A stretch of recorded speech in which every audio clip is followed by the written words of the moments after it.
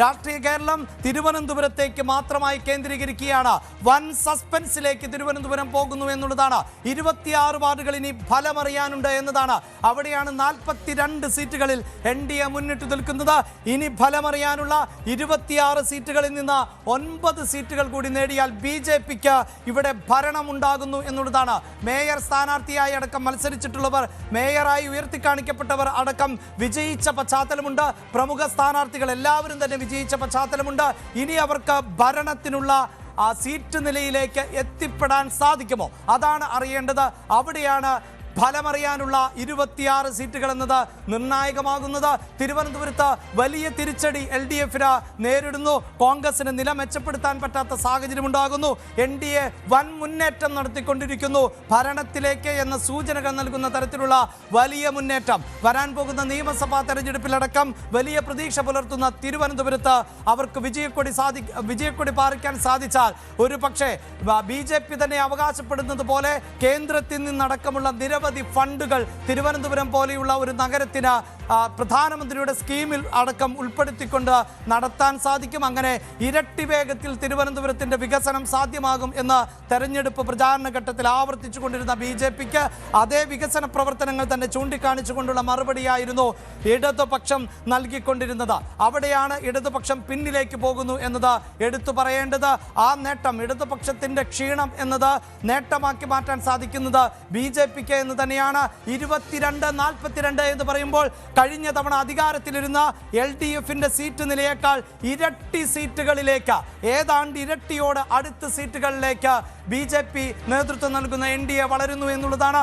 22 ഇടതുപക്ഷത്തിന്റെ seat നിലയെങ്കിൽ 42 NDAയുടെ seat നില എന്നുള്ളതാണ്. അവിടെ കാര്യമായ നേട്ടം കൊയ്യാൻ ഇപ്പോഴും UDFന് സാധിച്ചിട്ടില്ല. പക്ഷേ UDFന്റെയും പ്രമുഖ മുഖങ്ങൾ വിജയിച്ചു കയറി എന്നത് ആശ്വാസകരമാണ്. ഇതാ വീണ്ടും BJP ശ്രദ്ധ കേന്ദ്രീകരിക്കുന്നു തിരുവനന്തപുരത്തേക്ക്. BJPയുടെ കണ്ണുകൾ തിരുവനന്തപുരത്താണ്. അതോടൊപ്പം തന്നെ എല്ലാ രാഷ്ട്രീയ പാർട്ടികളും ഇപ്പോൾ തിരുവനന്തപുരത്ത് എന്ത് സംഭവിക്കാൻ പോകുന്നു എന്നുള്ളതാണ് ഉറ്റുനോക്കുന്നത്. തിരുവനന്തപുരത്ത് നിന്ന് കൊല്ലത്തോട്ട് കടക്കുമ്പോൾ അതിൽ വലിയ ക്ഷീണം.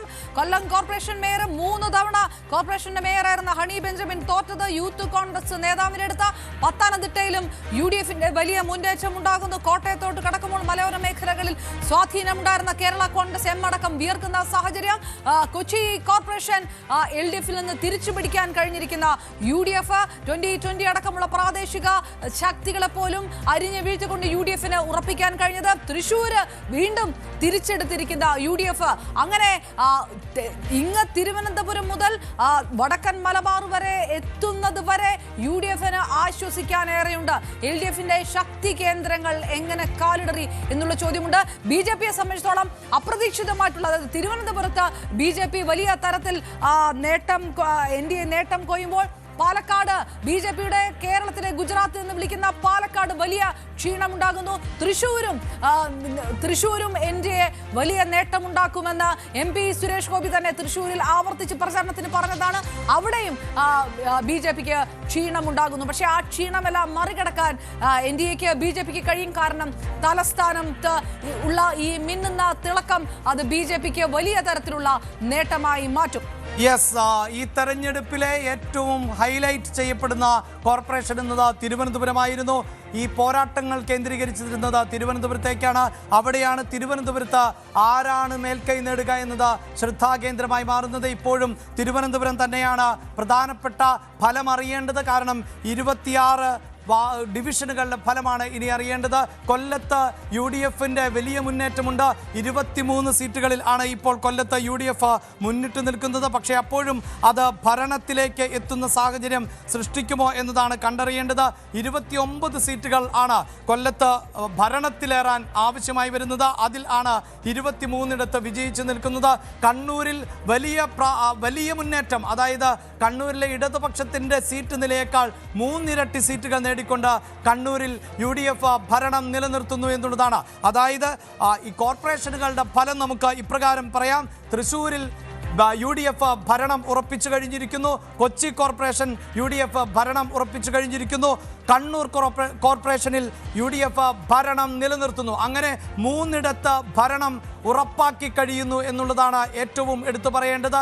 അതേസമയം 2 ഇടങ്ങളിൽ ആണ് ഇഞ്ചോടിഞ്ച് പോരാട്ടം എന്ന് തന്നെ പറയാവുന്ന സാഹചര്യം. അവിടെ കോഴിക്കോട് വലിയ ശക്തമായ എതിരാളികളായി മാറാൻ UDFന് ഇത്തവണയും സാധിച്ചിട്ടുണ്ട് എന്നതാണ്.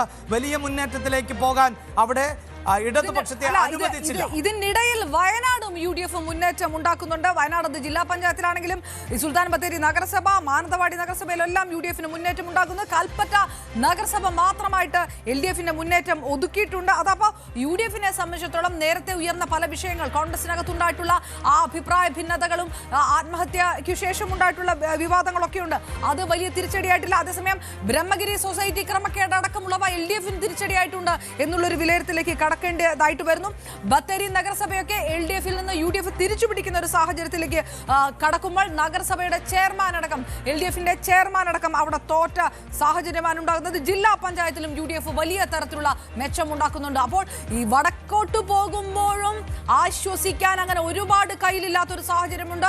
ഈ കോഴിക്കോട് ഇഞ്ചോടിഞ്ച് പോരാട്ടം നടത്തുന്നതിനപ്പുറത്തേക്ക്, അല്ലെങ്കിൽ കാസർഗോഡ് വളരെ കൃത്യമായിട്ടുള്ള വ്യക്തമായിട്ടുള്ള ചില സാന്നിധ്യങ്ങൾ ഉണ്ടാകുന്നതിനപ്പുറത്തേക്ക് എവിടെയോ ഒരു കൃത്യമായിട്ട് കാലിടറിയിട്ടുണ്ട് എന്നുള്ള വിലയിരുത്തലുകളിലേക്ക് കടത്തേക്കും. പക്ഷേ ഇതുവരെ LDFന്റെ നേരത്തെ ജോസ് കെ മാണി മാത്രമാണ് പ്രതികരിച്ചത്. LDFന്റെ പ്രധാനപ്പെട്ട നേതാക്കന്മാർ, CPMന്റെ പ്രധാനപ്പെട്ട നേതാക്കന്മാർ പ്രതികരിച്ചിട്ടില്ല. ഏത് തരത്തിലാണ് ഇത് പാർട്ടി കാണുക? നേരത്തെ അഭിലാഷ്, നേരത്തെ നമ്മൾ പറഞ്ഞല്ലോ, ഇത് തദ്ദേശം വേറെ, നിയമസഭ വേറെ, ലോക്സഭ വേറെ എന്നുള്ള സ്ഥിരം വാദത്തിനപ്പുറത്തേക്ക് പരിശോധിക്കുമോ ഇനിയുള്ള 6 മാസം ഉണ്ടായിട്ടുള്ള സമവാക്യങ്ങളിൽ എന്താണ് പിഴച്ചത് എന്നുള്ളൊരു ചോദ്യമുണ്ട്. ഇടതുപക്ഷം എന്ത് മറുപടി പറയും? രാഷ്ട്രീയമായി ഇത് ഇടതുപക്ഷത്തിന് വലിയ തിരിച്ചടിയാണ് എന്ന് പറയേണ്ടതായി വരും. അതായത് ഭരണത്തിന്റെ വിലയിരുത്തൽ എന്ന നിലയിലേക്ക് അനുമാനിക്കപ്പെടുന്ന ഒരു തെരഞ്ഞെടുപ്പ് ഫലമായി ഇതിനെ വിലയിരുത്തേണ്ടതായി വരും. സാധാരണ നിലയിൽ ഭരണ പരാജയങ്ങളോ അല്ലെങ്കിൽ ഭരണ മുന്നേറ്റങ്ങളോ അതിനൊക്കെ അപ്പുറത്ത് ഈ തദ്ദേശ തെരഞ്ഞെടുപ്പിൽ എപ്പോഴും ഇടതുപക്ഷത്തിന്റെ ഒരു മേൽക്കൈ നമ്മൾ പൊതുവിൽ കാണാറുണ്ട്. അവിടെയാണ് ഈ കോട്ടകളിൽ പലയിടത്തും UDFന് മുന്നേറ്റമുണ്ടാകുന്നത്. ഇപ്പോൾ VV അരുൺ ചേരുന്നുണ്ട്. VV അരുൺ, നമ്മൾ ഇനി ഉറ്റുനോക്കുന്നത് തിരുവനന്തപുരത്തേക്ക് തന്നെയാണ്. ഫോട്ടോ ഫിനിഷിലേക്ക് എത്തുമോ എന്നത് നമുക്ക് അറിയേണ്ടതുണ്ട്. കാരണം അവിടെ ഭരണത്തിൽ ഏറണമെങ്കിൽ 51 സീറ്റുകളിൽ വിജയിക്കണം. ഇപ്പോഴും NDAയുടെ മുന്നേറ്റമുണ്ട്. ആ ഫിനിഷിംഗ് പോയിന്റ് മറികടക്കാൻ സാധിക്കുമോ BJP നേതൃത്വം നൽകുന്ന NDAക്ക് എന്നതാണല്ലോ പ്രധാനം.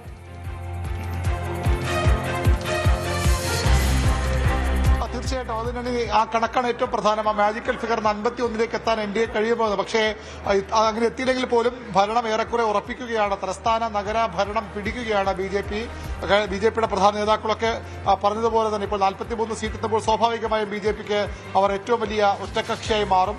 ആ രീതിയിൽ അവർക്ക് വേണമെങ്കിൽ നഗരഭരണം രൂപീകരിക്കാതെ അല്ലെങ്കിൽ നഗര കോർപ്പറേഷൻ മേയർ സ്ഥാനത്തേക്ക് എത്താനുള്ള സാധ്യത തന്നെയാണ് ഇപ്പോൾ തെളിഞ്ഞു വരുന്നത്. CPM 23 സീറ്റുകളിലുണ്ട്, LDF 23 സീറ്റുകളിലുണ്ട്, കോൺഗ്രസ് NDAയുടെ സീറ്റ് നില ഉയരുന്നു എന്നാണ് അരുൺ അറിയാൻ സാധിക്കുന്നത്. 42 നിന്ന് 44 അത് ഉയരുന്നുണ്ട് എന്ന വിവരം കൂടി പങ്കുവെക്കാം അരുൺ.